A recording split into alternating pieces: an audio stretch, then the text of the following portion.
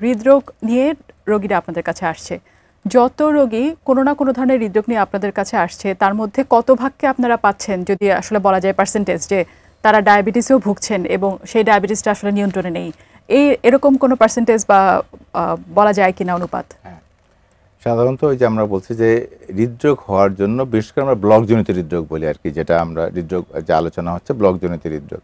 এই ব্লকজনিত হৃদরোগের ক্ষেত্রে ওই যে ডাক্তার ইন্দ্রজিৎ বললেন যে প্রফেসর ইন্দ্রজিৎ যে ডায়াবেটিসের ভূমিকা অন্যতম, অনিয়ন্ত্রিত ডায়াবেটিস। এই কারণে আমরা যেটা যে রোগীগুলো পাই, দেখা যাচ্ছে মোর দ্যান 50 থেকে 60% মানুষ যারা ডায়াবেটিসে ভুগতেছে, এবং বিভিন্ন রিস্ক ফ্যাক্টর যেমন অ্যারাউন্ড সবগুলো 30-40-50% রোগীর কোলেস্টেরলের মাত্রা এরকম থাকে, ধূমপানও আর একটু বেশি থাকে রোগীরা যারা ডায়াবেটিসে, যারা হলো আমাদের হার্টের রোগে ভুগতেছে বা ব্লকজনিত হৃদরোগে ভুগতেছে। এখানে একটু আমাদের দর্শকদের জন্য যদি বলতেন যে কিভাবে আসলে ডায়াবেটিস যদি অনিয়ন্ত্রিত থাকে সেটা হার্টের উপরে প্রভাবটা কেমন করে ফেলছে, কারণ সাধারণ মানুষ এভাবে ভাবেন যে ডায়াবেটিস আমার রক্তে চিনি বেশি, আমার হার্টে কিভাবে প্রভাবটা পড়ছে। আচ্ছা, এই ধন্যবাদ। ব্যাপারে যদি একটু বলতেন। হ্যাঁ, গুরুত্বপূর্ণ আলোচনা। সেটা হলো যে ডায়াবেটিস যদি আপনার অনিয়ন্ত্রিত থাকে, তাহলে এই যে প্রফেসর ইন্দ্রজিৎ যেটা বললেন যে আমাদের যে হার্টের রক্তনালী, শুধু হার্টের রক্তনালী কিন্তু না, উনি বললেন বিষয় যে চোখের রক্তনালী, পায়ের রক্তনালী, কিডনির রক্তনালী, তারপরে হলো ব্রেনের রক্তনালী, এই সব রক্তনালী ক্ষতিগ্রস্ত হয়।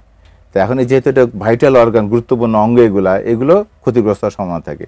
তো যেটা হয় রক্তনালীর মধ্যে চর পড়া বলি আর কি, আমরা এটা বোঝার রোগীদের যেখানে বোঝানো, বা অ্যাথেরোস্ক্লেরোটিক প্লাগ বলি আর কি, অর্থাৎ এখানে লিপিড এবং এই যে এতে কনভার্ট হয়ে এগুলো চর পড়তে থাকে। তো এখন এই চর পড়লে কী হয়, রক্তনালীগুলো সরু হয়ে যায়।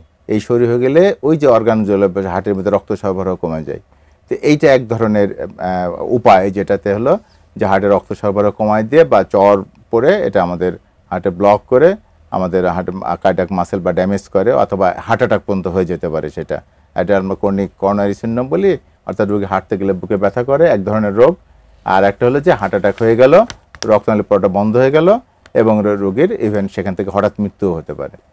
আর একটা যেটা তৈরি করে, দেখা যাচ্ছে আমরা অনেক ক্ষেত্রে যে এনজিওগ্রাম করলাম, এনজিওগ্রাম করলে যে রোগীর হলো রক্তনালী, মূল রক্তনালী অর্থাৎ তা তো ব্লক নাই বা অল্প ব্লক আছে, কিন্তু মাইক্রোভাস্কুলার ডিজিজ বলে, অর্থাৎ ছোটো ছোটো রক্তনালী কিছু আছে। এই রক্তনালীগুলোর মধ্যে আমাদের হলো বিভিন্ন ধরনের ছোটো ছোটো ধরনের ব্লক তৈরি হয়। এনজিওগ্রাম হয়তো মানে নিয়ার টু দ্য নর্মাল বা নর্মাল হতে পারে, কিন্তু ছোটো ছোটো রক্তনালী যেটা আমরা মাইক্রোভাস্কুলার ডিজিজ বলি, যাটা আগে আমরা সিনড্রোম এক্স বলতাম, বা এটা যেটা মেটাবলিক সিনড্রোমের পার্ট, যেখানে যে ডায়াবেটিস, প্রেশার, এইগুলো তৈরি করে।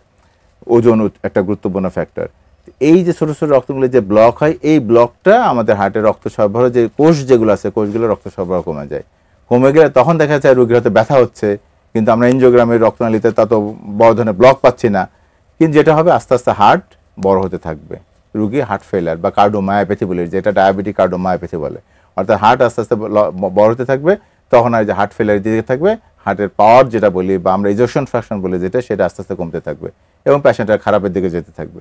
তো এই যে বিভিন্ন উপায় যেটা আছে, এটা হলো হার্ট অ্যাটাক করা, হার্টের রক্তনালীতে চর পড়া, তারপর হাঁটতে গেলে যে ব্লক হওয়াটা বা মাইক্রোভাস্কুলার ডিজিজ হওয়াটা, এই ধরনের বিভিন্নভাবে আসলে হার্ট বড় হয়ে যাওয়া, এটাকে ওই যে ডায়াবেটিস যদি আনকন্ট্রোল থাকে, সেটা আমাকে হার্টকে বিভিন্নভাবে ক্ষতিগ্রস্ত করতে পারে।